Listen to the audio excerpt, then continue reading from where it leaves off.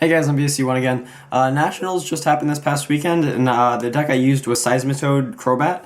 I got 28th out of, I think, 911, so I thought I would give you guys the deck list I used for the tournament. Okay, so for the Pokemon, pretty standard 4 Seismitoad EX. I don't really know any Toad deck in this format that doesn't run 4. I actually thought about going down to 3, but I realized that's actually an awful idea because you need to start with it as soon as possible. And you don't want to waste super scoop ups on things on other things to get them out of the active so you can Quaking Punch. So 4 Toad is definitely necessary. 1 Mewtwo, this came in handy a lot. Just good as a solid attacker once you realize that you have kind of run out of resources. If you realize that you can't really use any more lasers, or all of them are just discarded or something like that, or you just really need to take a knockout on something big, Mewtwo is great for that. I noticed I used it a lot against Mega Manetric decks, like mid to late game, because Quaking Punch just isn't doing enough because of Rough Seas.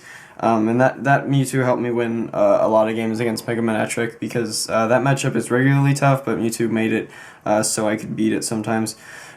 2 Shaman, this is just for extra draw support, just really consistent, good for turn 1, so you can get that turn 1 Quaking Punch as much as possible. 2 Shaman seems like the perfect number. I don't think I would change that at all. Some people ran 1 Shaman and then 1 Jirachi, but I think 2 Shaman is definitely better, especially for this build because it doesn't really have too many like one-of effects supporters. But yeah, I think 2 Shaman's much better. For the bat line, we just have 4-3-2. This is because I felt like more than this would have just gotten kind of clunky. Like with like a 4-4-3, I felt like I had to discard bats too often to make that work. I felt like I needed like 2 Sacred Ashes or something. It just wasn't efficient enough, and I was like getting Golbats too early and things like that. So I just felt like 4-3-2 was probably the best way to go about it. Maybe 4-3-3, but I like 4-3-2 the best just because it takes 1 less spot for 1, and then for 2, you don't have to discard the stage 1 and the stage 2 as often because you're getting it less of the time. You're getting it more late game when you need it. So I felt like this works really well. And plus, just when you super scoop up, it makes it so that you more of the time get plays where you can just go super scoop up Crobat and then put down Golbat and Crobat and do 50 more damage in the same turn. So it works really well. I like it like this for sure. That's all the Pokemon. I like the Pokemon line. I think it's pretty solid for sure. For stadiums, we have 2 Silent Lab and 2 Rerank. This is something that I felt like I did kind of different from everyone else. This was actually Chris Collins' idea, so shout out to him. He said to run 2 Silent Lab and 2 Rerank. Originally I had 1 Megaphone and 1 Silent Lab and then 2 Rerank, but I ended up cutting it because I realized Silent Lab kind of just did what I had the Megaphone in better, basically. So I had the Megaphone in to counter Keldeo, and if I just run 2 Lab, it counters Keldeo even more, I think, because then they can't use Russian at all, because like against Metal they could start using Bronzong to attach energy to Keldeo and Russian retreat that way, but with Silent Lab they can't Russian at all. This made me win the Stadium War against a lot of decks because Stadium Wars are pretty prevalent right now. I felt like this was really good and I would definitely keep it the same way, so definitely keeping that Stadium line. For the items, the ace spec of choice was Scoop Up Cyclone. We were really back and forth between Computer Search and Scoop Up Cyclone. They're both really good ace specs. I personally went with Scoop Up Cyclone. Chris Collins went with Computer Search. But I still can't figure out which is better. Even after playing the tournament and testing extensively with this deck, I really can't figure out which one is better. The only reason I kept Scoop Up Cyclone, the biggest reason why I kept Scoop Up Cyclone instead of Computer Search was just because of Chrono Wind. I felt like Metal was sort of a tougher matchup. It's not too bad because you have the 2 labs, but it was still sort of a tougher matchup, and Scoop Up Cyclone just made it so I could more consistently get out of the Chrono Wind and still be able to Quaking Punch. So that's why I did it, but you could argue both sides of each aspect, definitely, for sure.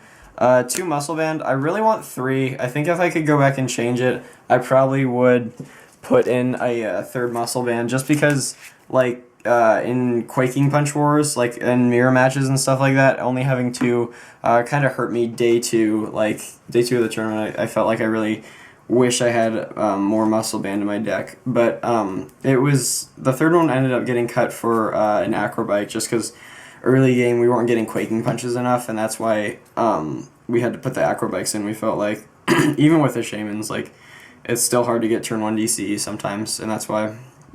And then for Ultra Ball, this is just to search out anything. It's definitely a staple in this deck. I would not run less than that. You got to get the shamans, the bats, the toads whenever you need them, so definitely for Ultra Ball. For Hypnotoxic Laser, this deck cannot run less than 4 Hypnotoxic Laser. You'd be crazy to run any less than that. You need all the extra damage you can get because Toad only does 30 damage without any damage modifiers. So definitely need 4 Laser.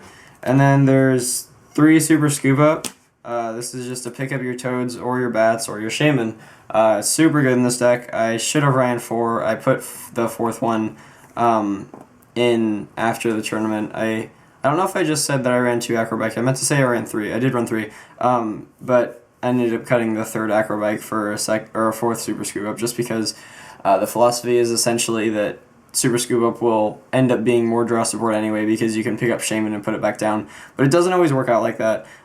So you can't really for sure say that. But Super Scoop Up is just insanely good in this deck. It wins games all the time. It wins games and it keeps you from losing games, if you understand what I'm saying. So like it'll win games by picking up Crobat and putting them down and doing enough damage to take your last prizes, and it'll keep you from losing games by super scooping up Toads so that your opponent can't take their last prize and maybe you can stall it out until you win. So incredibly good. Definitely run 4. I should have ran 4.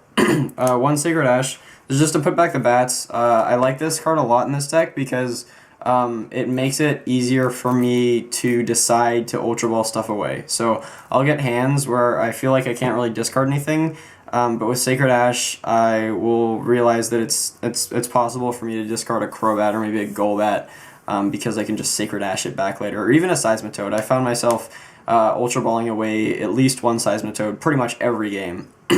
Also, you can discard Mewtwo and get it back later as well. So Sacred Ash is super strong in this deck. Definitely wouldn't take it out. And that is all of the items.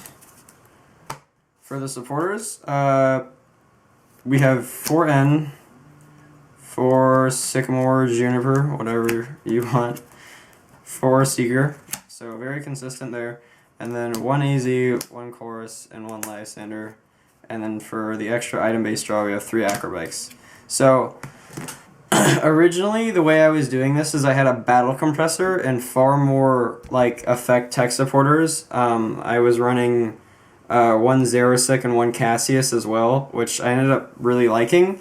It's just it wasn't consistent and this deck wasn't setting up enough. So instead, what we tried to do was just put in Acrobikes so that you could get that early Quaking Punch off more of the time because it's really important to do that. And the Cassius and Xerosic are good for mirror matches, but I feel like if you can't get turn 1 Quaking Punch, then that's going to hurt your mirror match more anyway. So I like the Acros a lot. I think you should cut down to 2 though and definitely run that 4 Super Scoop Up if you're going to run this deck though.